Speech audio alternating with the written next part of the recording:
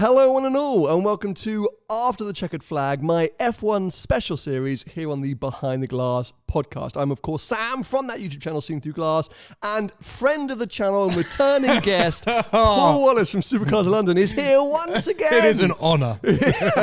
I'm so glad you could come back and join us for another episode. I'd cleared my diary. If you don't know, Paul is here every week as a guest.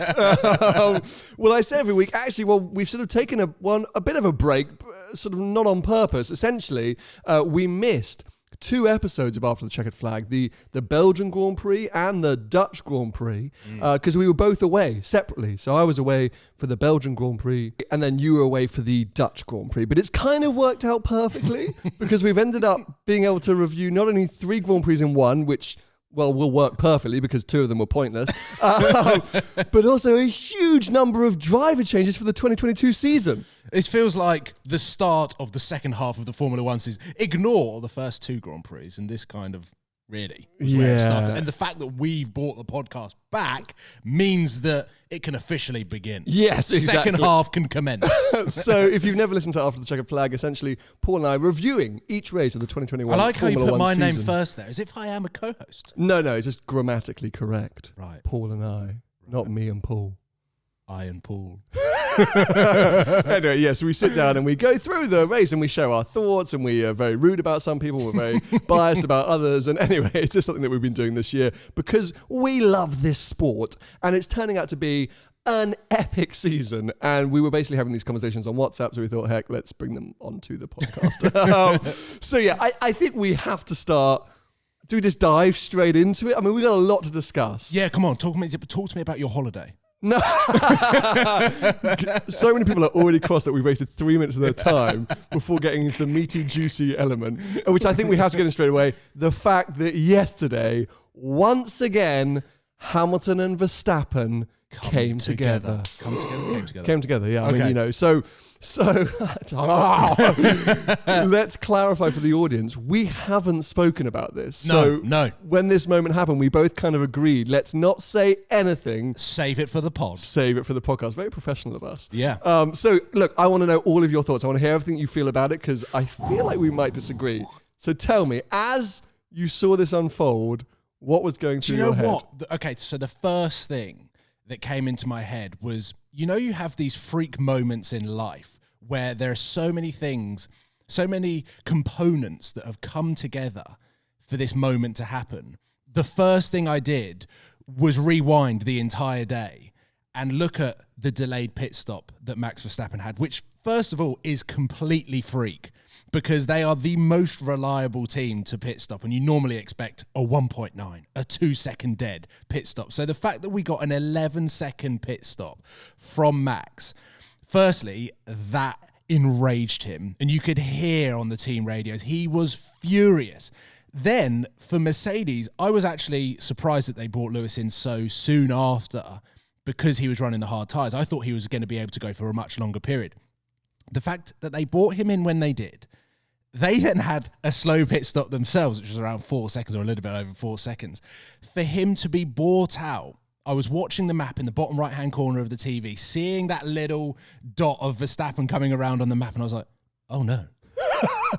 Oh no, it's like that TikTok. Yeah. Oh no. It was at this moment they knew. Because when he was released and came out, I was like, 2 cars aren't going to go into one here. Mm-hmm. This is not going to end well. And I didn't know whether it was for one driver or the other driver or both drivers. And I mean, my first reaction to what happened, it's the first time I've said this, didn't even say it on Twitter, I thought Lewis should have given him more room. Let's stir that pot. Because that was your initial thing was like, Lewis, mate, what have you done? I was like, whoa.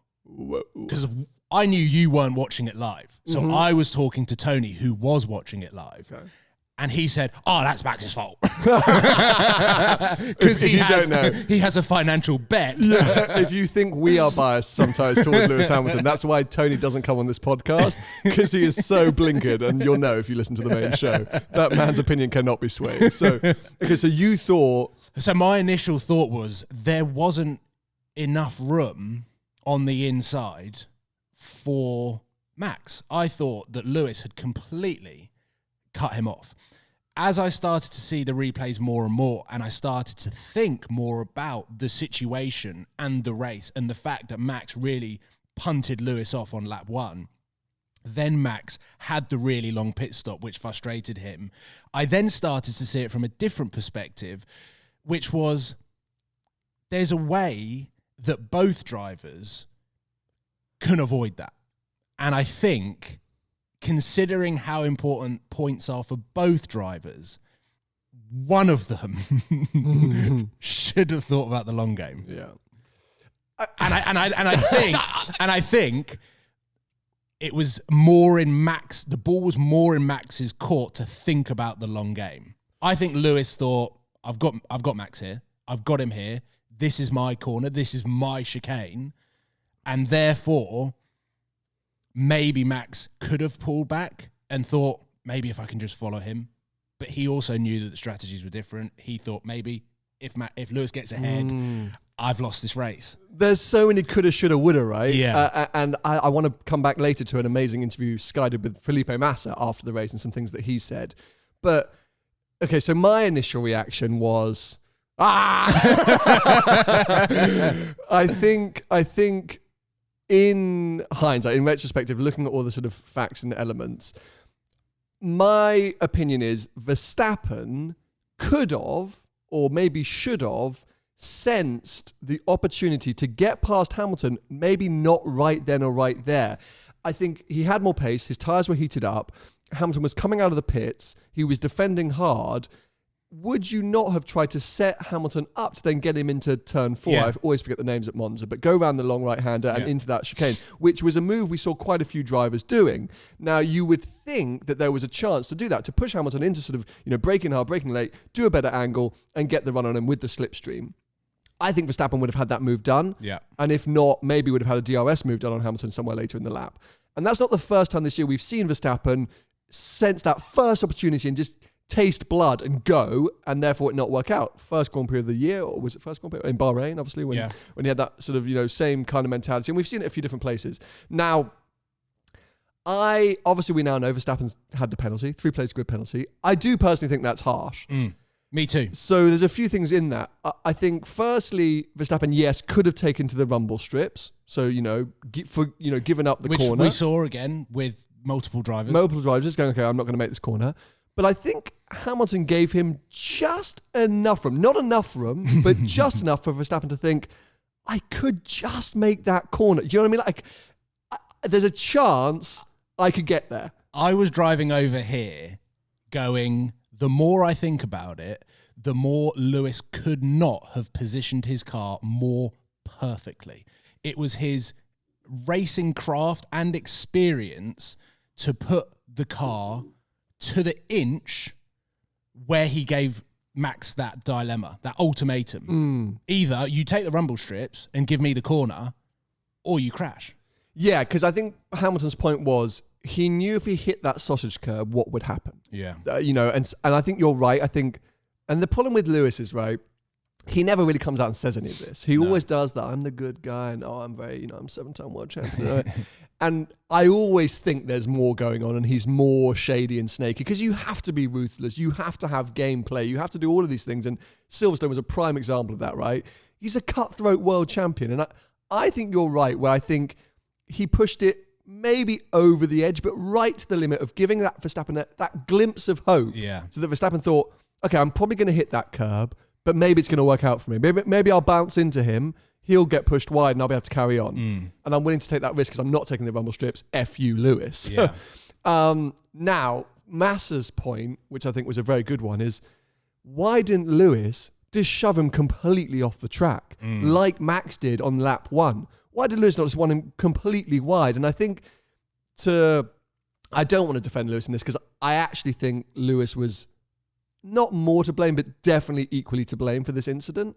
I think, Lewis should have just run him completely wide and forced him onto the rumble strips. There wouldn't have been an accident and Max would have complained, but he pushed me off. Which is exactly what happened on turn 4. Turn 4. So the flip of that is, would Hamilton have got a penalty if he did so? I think potentially, because let's not forget, Hamilton was coming out of the pit and rejoining the track. So Verstappen does have precedence there. He is the man on circuit, carrying more speed. It's Lewis rejoining. Lewis already pushed Max quite wide going into that first turn. So, hey, super tricky decision. And it's great because this is two drivers who are not willing to give an inch. They keep saying they respect each other. I don't think they do. I think they hate each other now. And it's amazing. I wanted to see close fight racing, right? You know, I want to see them go on for 3, 5, 10 laps, darting back and forth, changing positions. I don't want to see them crash every time they come close. But boy, is it exciting when they safely do. But also then Twitter becomes incredible. Well, let's come on to that because I said safely do.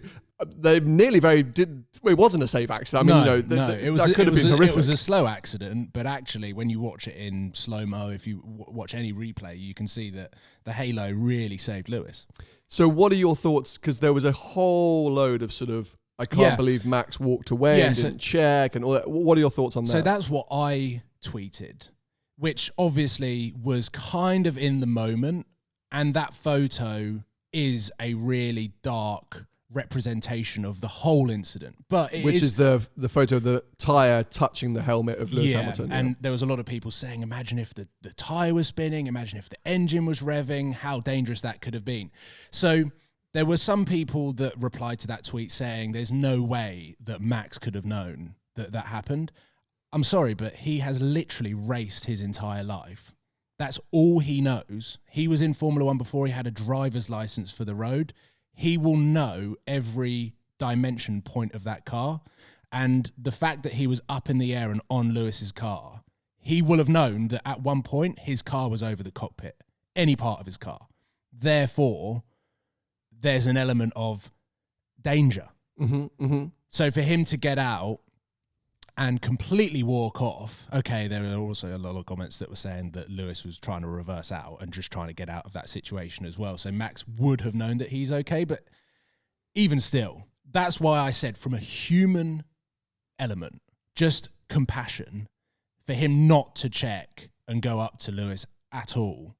I just thought that it was a little bit off key, but knowing how hot-headed Max is, it just wouldn't have even crossed his mind. He would have just been so furious that he's out of the race and he can see everyone driving past. He would have just been so furious that it probably wouldn't have even crossed his mind. Yeah, I understand where you're coming from, but I disagree with you in the sense where I think we have the benefit of seeing multiple third-person angles in super slow motion zoomed in.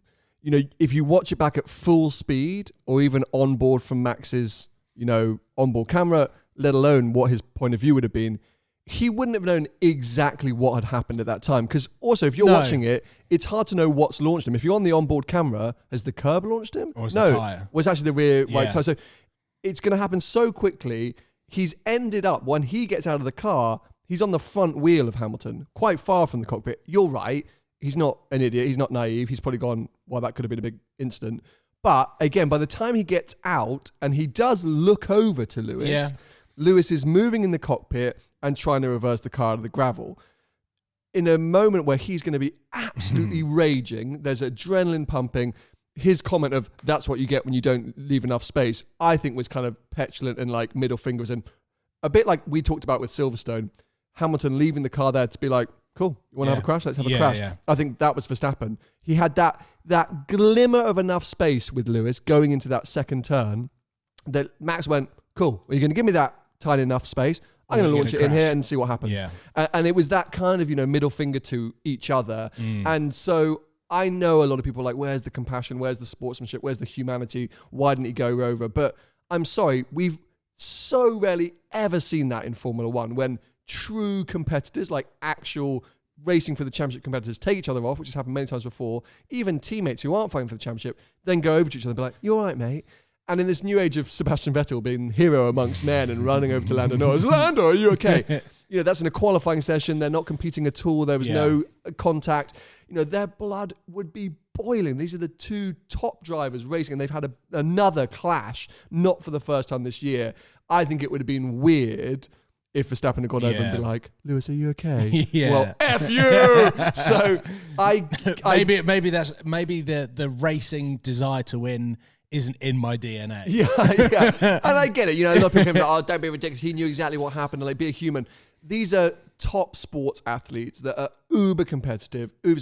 Of course, I think if Max had got out of the car and Lewis was looked unresponsive, his head was to a side, I think he would have been concerned. And yes, I think he would have gone and checked. But as I say, the fact he got out, he had radio communications with the team, all of these things, I think it would have been a different matter.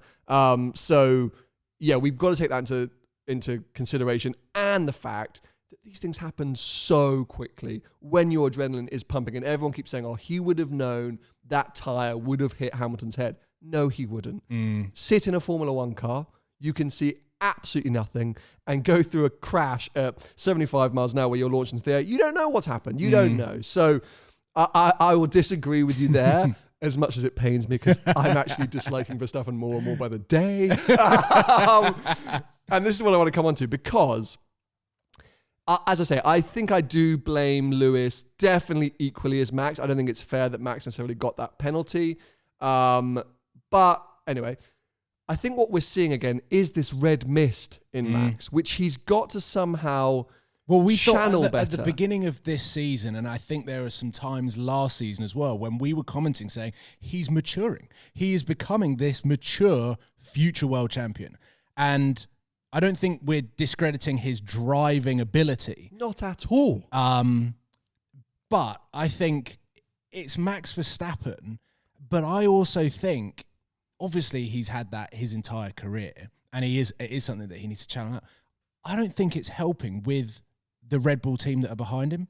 I think they are setting an awful example for Max to carry on the way that he is, because they're not sitting him down. It was like what Damon Hill said after the race. Are you going to sit down with your driver and tell him that there is a time and a place to make particular maneuvers? And that's coming from a Formula One driver. I think you're right. I think my perspective from the outside is he doesn't seem to judge when it's a good or, like, as I say, he was quick that weekend. And everyone kept saying Mercedes had the pace advantage. Red Bull was super quick. Yeah. And he had more heat in the tyres. He was coming down the straight. He could have had a chance to pass Hamilton again that lap. But there's something about Max which I see that he just still always goes for that first blood, where an Alonso, a Vettel, a Leclerc, a Bottas, a Norris seem to have a better judgment of biding their time. Strategy.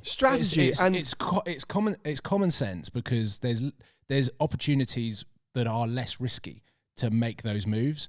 And I just feel like Max has got the Senna quote tattooed in his brain of, if you don't go for the gap, you are not a racing driver. I'm sorry, but yeah, you don't have to go for every gap.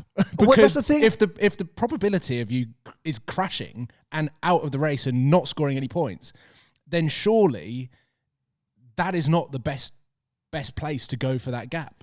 And I think this has been his mentality from day one, which has done him a huge amount of positives over the years and made him this future world champion, or about to be world champion, because it's that kind of almost bullying mentality of, I'm Max Verstappen, get out my way. Get out my way. And I think a lot of the times through the junior formulas and also through the rest of the field, people do. They I don't want to get involved with this. Like, okay, cool.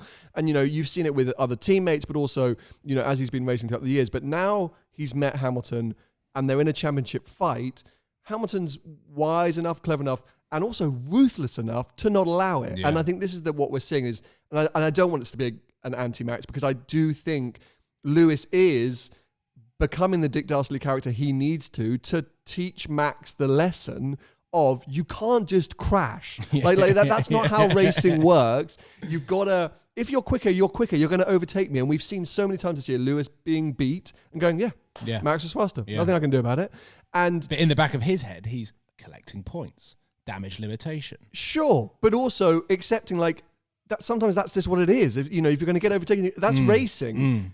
Racing is not crashing. It's not crashing or nothing. So this is the Max thing, which, hey, this guy might win this world championship. We're going to come back to the Dutch Grand Prix and how impressive he continues to be in every single race weekend. I'm not knocking Max, and yes, I don't really support him at the moment, but the thing that I would say is just a fan, he needs to somehow channel that unbelievable raw talent and energy into a sort of just being more considered. And I think you're right, that delayed pit stop enraged him so much, and we heard it over the radio. I don't want to hear anything. Yeah. That I think he saw Lewis coming out and he went, ah! and in that moment of Lewis squeezing him, he didn't think, oh, okay, I'll bail out of this, I'll get him next time. Yeah. He just thought, no! No! And it's like, Max, you would be so dominant, I think, personally, so dominant if you had just bailed out at that moment and picked up the slipstream, bailed out earlier, picked up that slipstream. So that's my feeling. Lewis, again, also could have been clever, I think. You know, if he knows how brutal Max is, don't even allow him that much space to be on your outside. As Massa said, just be more of a dick. Just push him completely out wide. There were 5-second penalties left, right and centre in Austria for people pushing other drivers out. So he could have had a 5-second penalty. Better than a non-finish. Yeah. I mean, okay, they both didn't finish. So it is what it is. But I think fundamentally, you know, better to take the risk of a penalty than the risk of a crash, because as we know, it could have been a life-ending crash at one point. So do you think the comment that Lewis made that then was echoed quite a lot, and I heard Max Verstappen get asked it, I think Christian Horner got asked it as well, when Lewis said this should be a really easy win for Max. Just really calmly. Yeah. In a pre-race interview, this would be a really, really easy race for Max. Should win it. That played a part. You think that riled them up a bit? Yeah, I think it would rile Max up. I think the calmness of the way that Lewis is delivering his pre-race weekend interviews and accepting the Red Bull car is faster. The Red Bull car should easily win. All of these things, it's an off-track tactic that you see with Jose Mourinho, with football, and the way that he is picking apart. And Lewis knows that Max's mental strength and his ability to see red is his weakness. That I think there is a much, much stronger and deeper element to Lewis's off-track tactics that set him up for one slow pit stop, and you saw what happened. Yeah, I think you're so right, and I think this is Lewis's big gameplay, which he always denies, but I've personally, as a fan, witnessed him do for 10 plus years, which is the off-track gameplay. His words, his mentality, how he sets things up, because it does rile people up and it does frustrate people. Yeah, and of course. And it's the same as, my tyres are going fastest lap. It's that same thing. And I think part of it is to G himself up, but a lot of it is the gameplay and the mindset. And I think we are seeing a more ruthless Lewis this year, a slightly more, you know, equally, petulant's the wrong word, I often use it for Max, but an equally sort of like, middle fingers up Lewis Hamilton, which, you know, is refreshing to see, and it shows that he's really having to fight for it. He's definitely not to blame for a lot of these incidents, and they're riling each other up. But you're right, I think a lot of his mentality or his gameplay is off track. I think when he gets on track, Lewis is trying to be as fair within reason as possible. All of these incidents, you could say, you know, he's given just on that limit. As Massa was saying, just run him out wide. Yeah. Don't give him just enough. It wasn't enough space, but just enough. It's shaping up to be, God knows how many races we're going to have for the rest of this year, because COVID and all these different things seem to, you know, put a question mark over some of these Grand Prix, but it's going to be intense, and we're going to be biting our fingernails. Go on. One thing I will say is, as soon as Max and Lewis aren't on track, so the races that we've seen when they've retired provides some of the most exciting racing. It is just, I actually said reverse grid racing. Come on. I said it to a friend of mine who is also a big Formula One fan. I was like, I actually quite prefer when Max and Lewis aren't racing, because the unpredictability of who's going to win and it all starts to, the thing with Max and Lewis is they are leagues ahead of everyone else. So when they're racing, they just drive off. They drive off from Bottas. They drive off from Perez, who are in the same car. So you get to see the driver talent between them, but take them away and then give everyone else that limelight. You see the talent, you see the quality, the strategy of other teams that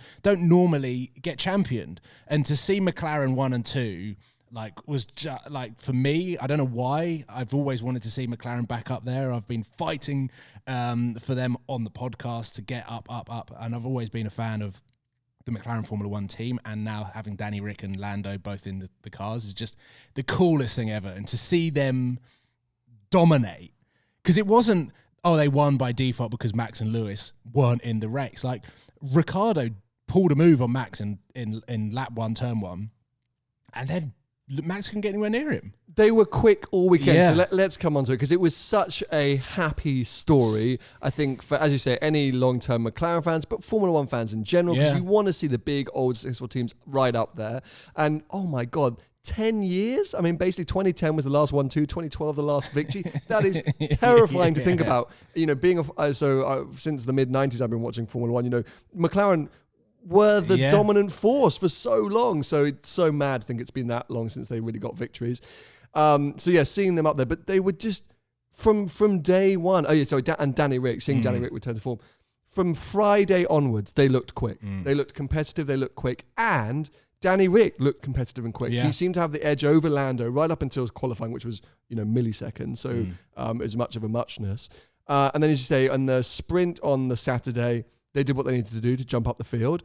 And then on the Sunday, he nailed it. Yeah. He nailed it. He did the perfect start, and he was leading the race.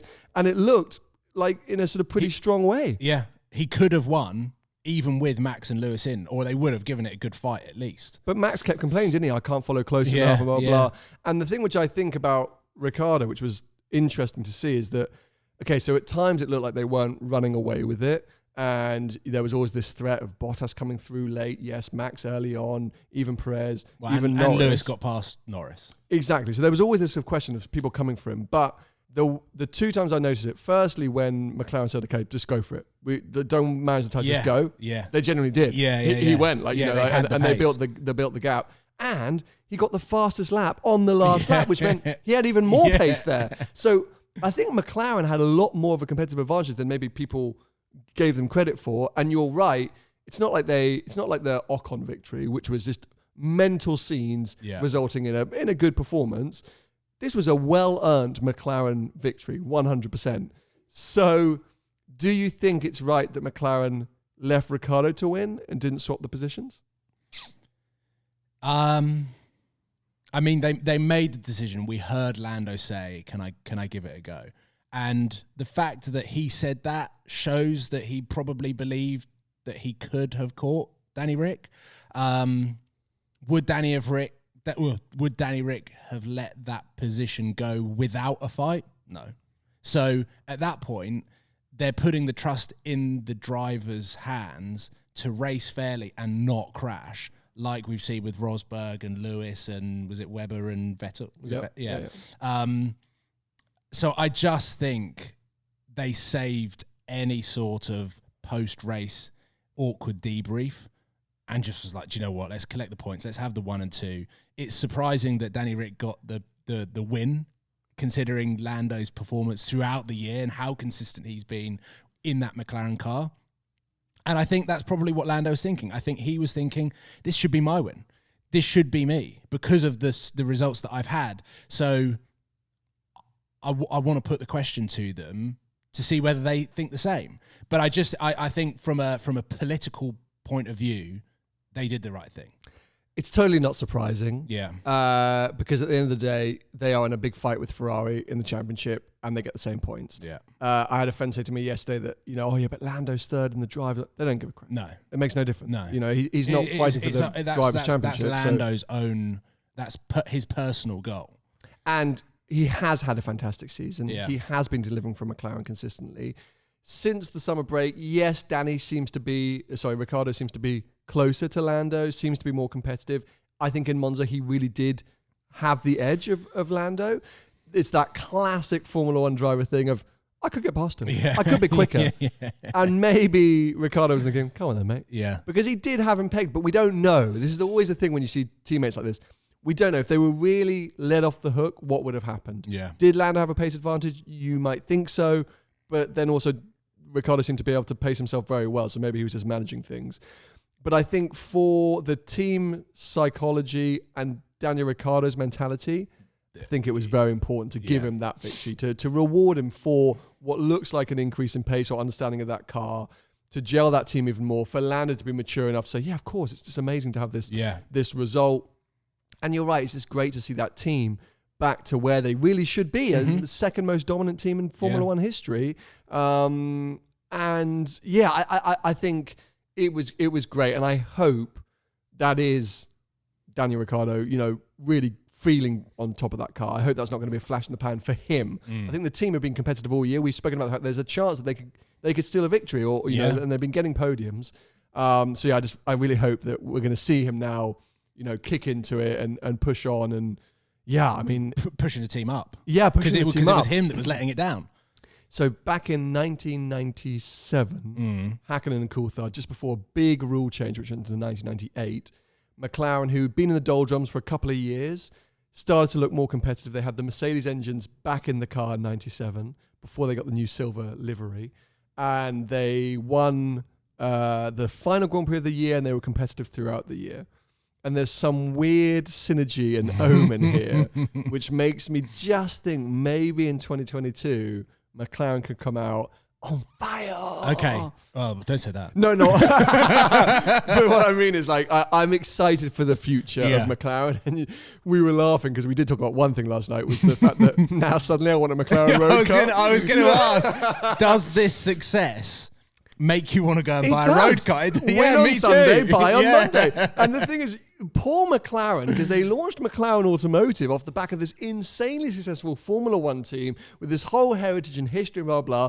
And the first car comes out in 2010, the last time they get a 1-2. Their last victories in 2012, they hadn't even released the P1. Yeah. I mean, they were barely a thing. So now we have all these cars, 650Ss, 675 LTs, 720s. Which is arguably brought the brand. I mean, the cars haven't necessarily brought that brand down, but there are elements that have brought the brand in a decline from where they were. 100%, because, when they came out, this is so cool. The most, one of the most successful Formula One teams who are currently winning everything. Yeah. In 2010, Button joined the team. They were so successful. And even in 2012, Lewis had a slight look at the championship. And then after that, I just declined. You had this crap team running at the back with Alonso slamming the engines. And then you had the road cars. You're like, well, how does this match up? So, suddenly I was literally on Auto Trader looking at 12Cs. How do I make the Ricciardo edition McLaren? But you're right. What's so nice to see, I think, apart from Alfa Romeo and Alfa Romeo and Haas, every team's got a podium this year so far. I mean, that's nuts. That is ridiculous. Going from years where we've only ever seen Mercedes and Red Bull on the podium within this few shock results. That's awesome. And we are being spoiled with a pretty incredible season. I tell you what we were spoiled with all weekend, a fantastic performance from Bottas. Oh, don't even start. You were trying to wind me up with this yesterday. That was the only thing that we did talk about on WhatsApp. Was on this podcast, we have probably not favoured his driving because we've not really seen this ruthless, super fast driver. We have seen a Mercedes number 2 driver, even though Toto says, I don't have number 2 drivers. It's definitely number 2. Yeah. He has supported Lewis in a lot of victories and in a lot of accumulation of points, and obviously helped the Mercedes team get the Constructors' Championship. But what we saw this weekend was a real, his brain was completely wiped. It was like he had a full reset and was like, do you know what? I don't care anymore. Yeah. I'm a Mercedes driver. I'll help them this year, but I know where I'm going next season. So who cares? And all of a sudden, he destroyed qualifying. Then in the sprint race was just on fire, and obviously got put back to the grid. And then he was like, "Well, let's see you later." Yeah. And just zipped through the field. I think one of the best Bottas performances we've seen in years. I'm going to say in years. It will go down in history. And it brings us very nicely onto the big talking topics, which are obviously all the driver changes that have now been announced or confirmed at least. It was a domino effect from Kimi's retirement. Which is exactly that, which was sort of perfect and so exciting for 3 days. You just refresh your Twitter every 2 seconds like, what's going on? And you're right, Bottas just, I think, has been cut loose from the anxiety, the stress, the pressure of being that second driver at Mercedes, which I'm sure he puts on himself most of the time. But all the journalists, oh, you're crap, come on, what are you doing? All the podcasters. And I think now he's just like, yeah, cool, well, And also probably enjoying it because he's realistic in the fact that he's going to a car that is at best, well, in Giovinazzi hands, Q3, but at best, midfield. Yeah. And so he's probably going, God, I'm probably not going to drive a car as good as this ever again. And he's just relaxed. And what a weekend, what a performance. And surprised me that he got so halted behind the Red Bull, but shows me that if Verstappen had bided his time and got past Lewis might not have been able to go back past again. So another lesson for Max to look at. Max, if you're listening, just some advice from STG there. Pro Formula One advisor. He has driven a Renault Formula One car. I have once. Shush. Anyway, so I think. That surprised me a bit, but in general, unbelievable race from Bottas. And let's talk about his move and then what it sort of meant. So we now know he's off to Alfa Romeo. I think it's a little bit of a why. Where would you have rather him gone? Or IndyCar or not even F1. F1. Piss off, Bottas. I'm a bit like, mate, you've done it. What do you do? Like, where take the Rosberg mentality to an extent. Obviously, he didn't win a world championship, but you've hit the peak.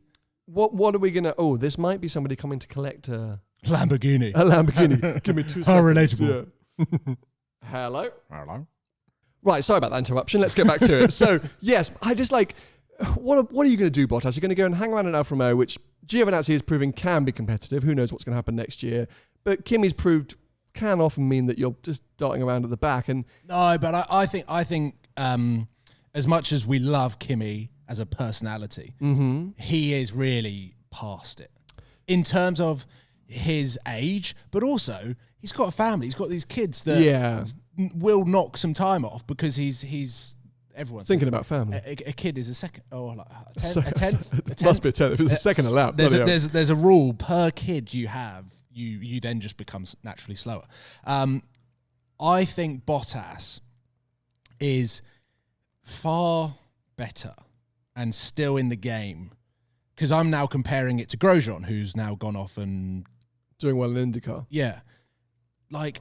I still think he deserves a seat in F1. Is it going to be a Massa at Williams story? Where, let's face it, Massa he'd sort of maybe had his decline from Ferrari, but then he had a little bit of a renaissance and then stayed a little bit too long.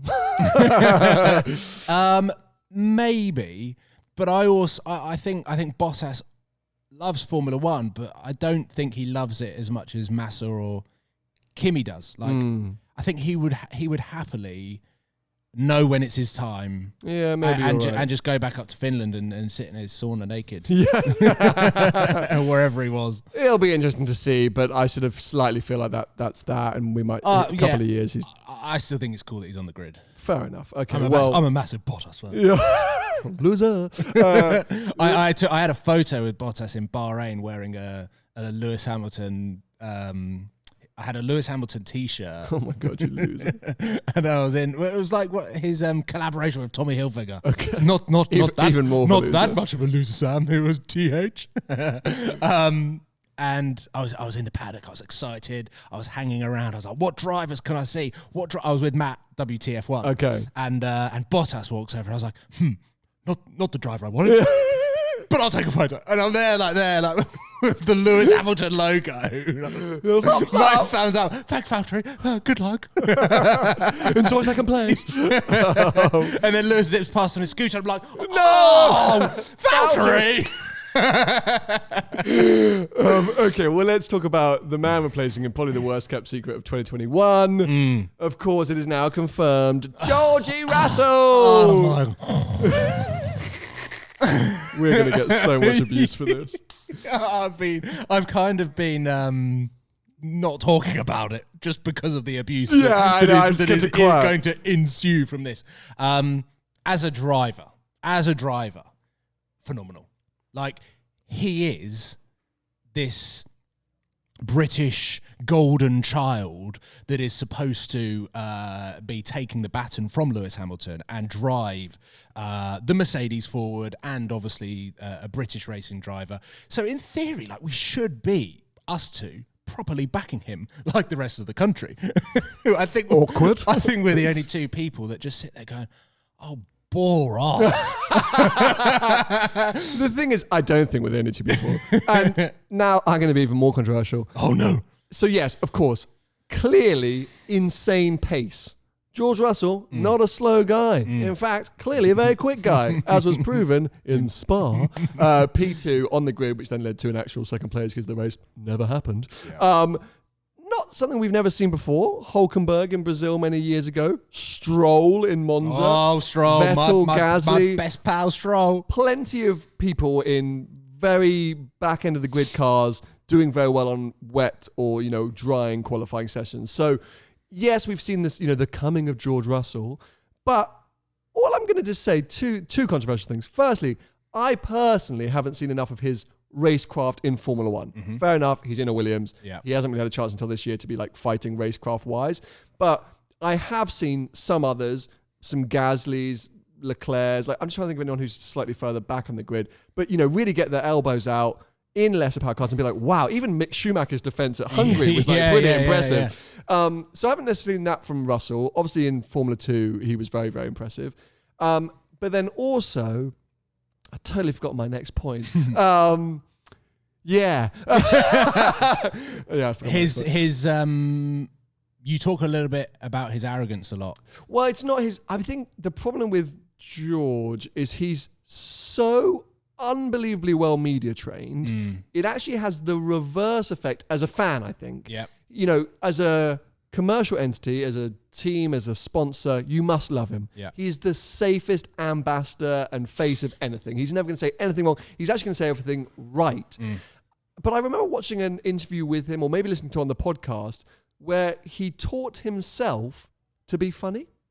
Oh, God. So approaching F1, he was trying to absorb and learn so much about how to be the ultimate F1 driver. And he realized he needed a bit more personality. He needed to showcase a bit more personality. So he allowed himself or taught himself or realized how to have a bit of an edge. And it's almost like he stepped out of a computer. Yeah. Build the ultimate perfect Mercedes Formula One driver. Boom, George Russell. And, you can't take away from that his ability at least, but I don't find him very easy to support and cheer. That's my problem. And I just wish that, I've remembered my other point. I just wish that over the years, he'd gone, I don't want to be driving for this Williams. I don't want to drive Williams. I want to drive for the Mercedes like this. And every time he's been so politically correct. And it's like, mate, just tell us the truth. We all know. Yeah. We all know what's going on. My point quickly just to make before I want to hear from you. Latifi. Yeah. Yes, George has done some great results this year. So has Latifi. That Williams is competitive now. Yeah. It is no longer at the back of the grid. And he hasn't dominated Latifi as much as he has in previous seasons. And that to me just gives me a certain Anyway, so go on. Talk to me. No, I think I kind of mirror a lot of your thoughts. I think you've put it quite well. And I think because we are fans of the sport, and we don't know these drivers personally, we get to see them on track and we get to see them in media interviews. And the way that we build a love for someone is how they perform on track and how they get the results, and then their personality off the track. And I think social media has helped open the door to a lot of personalities and celebrities and sports stars and musicians that we wouldn't necessarily get to know as much as we do. And the thing that I struggle with George is he is so stiff in interviews and says the most boring things, and I can only go and compare it to someone like Lando Norris, and you go and listen to him and he's just this free-flowing, free spirit. He's obviously had training because, 2 years ago, he has to dial it down a bit. He was a liability. Yeah. But you see what Lando does on social media. You can see that he is in control of his social media. Whereas you go on to George's and he could have an agency running his social media. It feels very curated. It feels very... But that's just George.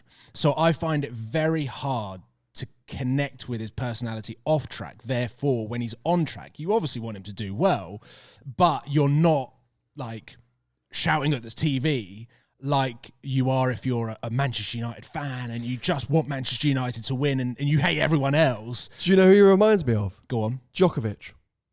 Yeah. He's that similar character where clearly Djokovic is a bit funnier. Okay. Wow, really harsh for George. No, clearly insanely talented, right? Like just raw talent, really, really good at what he does.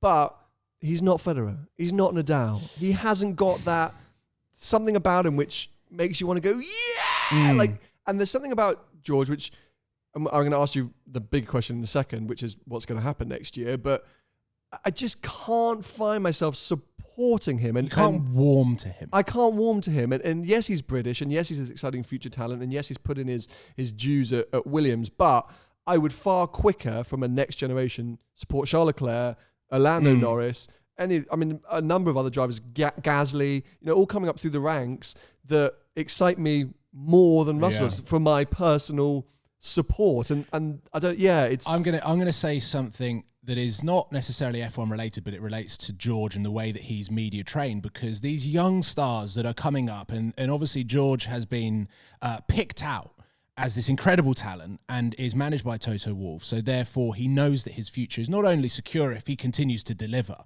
but also it's not just his future secure, his future is bright and it's exciting.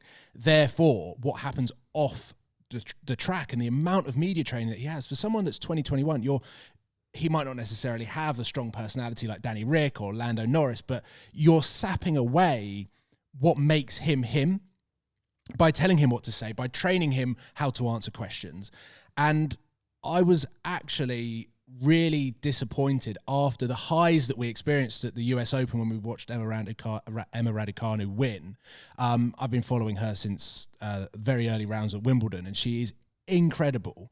I've never seen her interview. I've never seen her talk. Okay. And her post-US Open Grand Slam win was so media trained. Yeah. I could not believe it. I just want to see a giddy 18-year-old spill her heart out, having come through the qualifying rounds, not drop a set, and have this whirlwind dream come true, which there will probably be a movie made about that, because 100%. It is literally the first time. And I was kind of like, oh my God. I was knackered. I stayed up waiting for that moment. That's all I want to see. I wanted to see her just cry and just like thank her family and like, no, we got none of that. We got none of it. Fernandez was better. Her Fernandez's speech was way better. Incredible. So full of emotion. But for being an 18 and 19-year-old in the US Open now, and it kind of, you can pull George into that, these young superstars that have such an incredible talent, I just feel like there are older people that know how to commercialize these people, and they're forgetting that they're people. Yeah, you're right. And you need to just release their character and their personality so that we, the fans, can connect with them and see that they're normal people and fall in love with them. And I don't think we've got that with George. He has a huge fan base. But I like the personal side, and there are a lot of other people that love the personal side to these sports stars, to these personalities that we can connect with. And I just feel like George is a prime example of someone who has been picked out from such a young age and just been turned into a bit of a robot, which is a bit sad. So what's going to happen next year? I'm not going to ask if he's going to win the championship because we don't know what Mercedes' performance will be next year, but what's going to happen between him and Lewis? Well, we don't know if Lewis is going to be there next year. Yeah, he is. Or you think he's going to suddenly just... Because he's got the contract. Oh, sorry, sorry. Yeah. But I mean, he could just bail. But I wouldn't be surprised.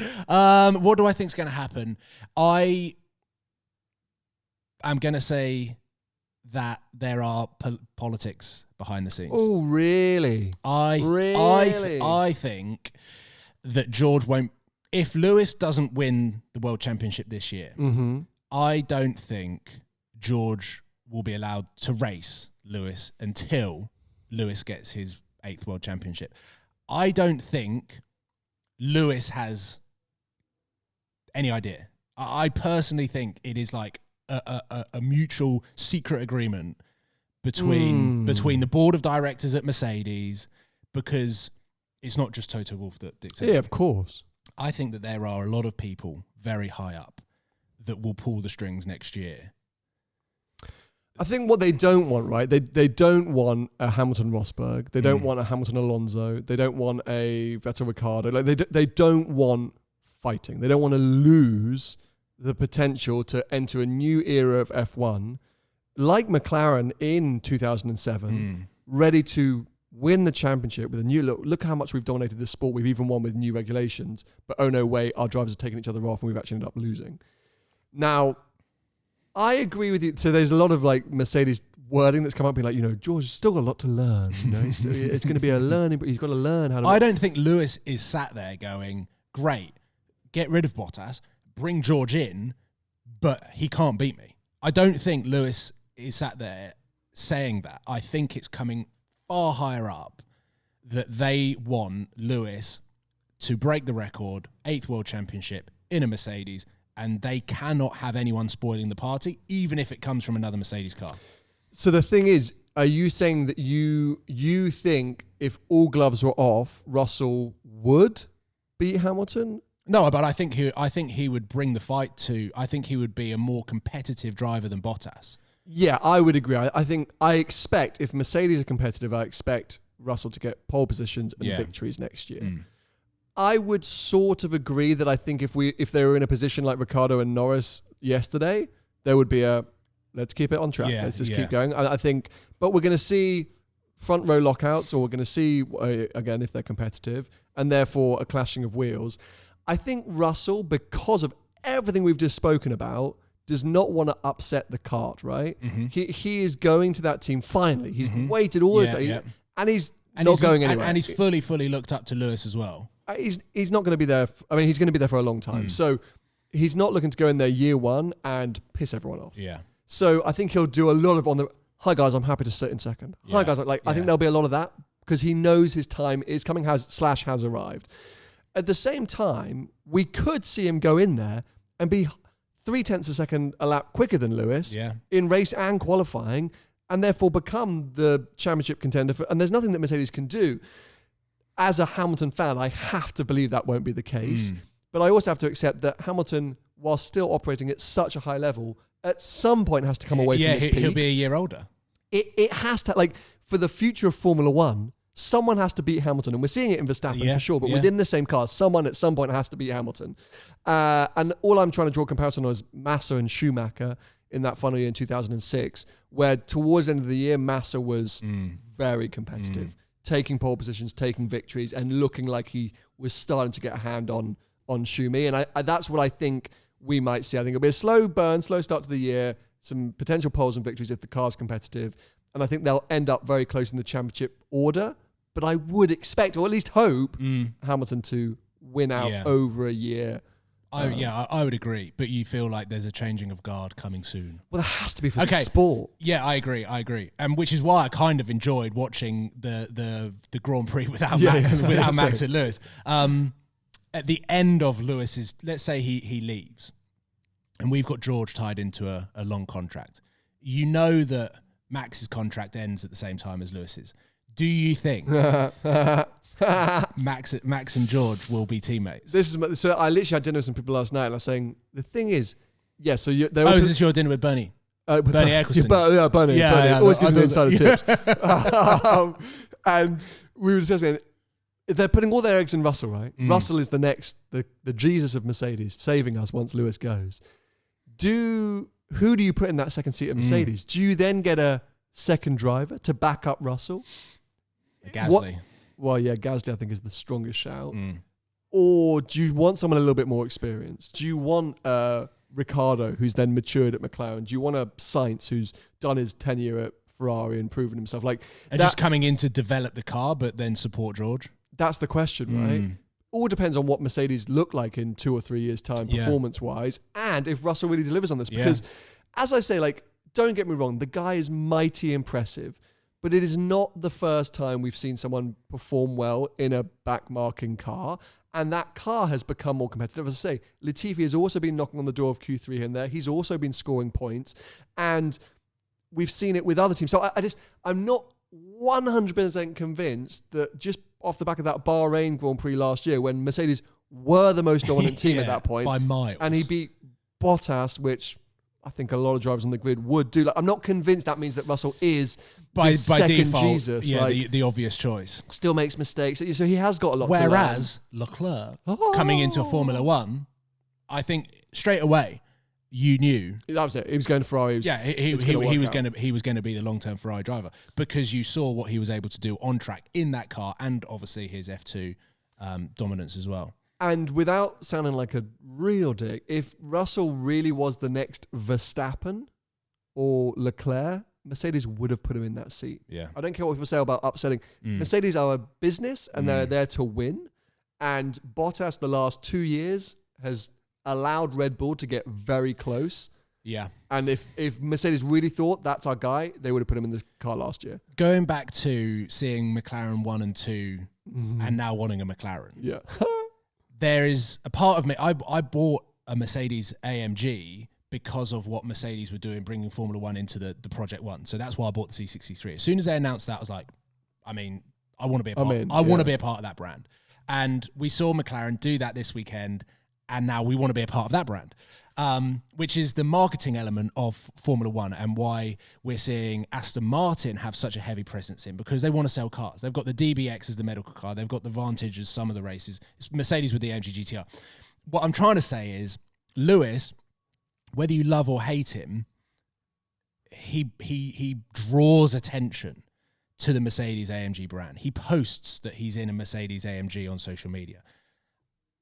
I could not be more turned off at the proposition of George Russell promoting Mercedes AMG. Do you know what I mean? Like Mercedes AMG are these outlandish, untamable beasts on the road that sound like they just put your hairs on end and they make your palms sweaty, your back sweaty. It is just an encapsulating experience. And then I just don't see, from a marketing point of view, the Mercedes up at the top, the board of directors are going, that's our guy.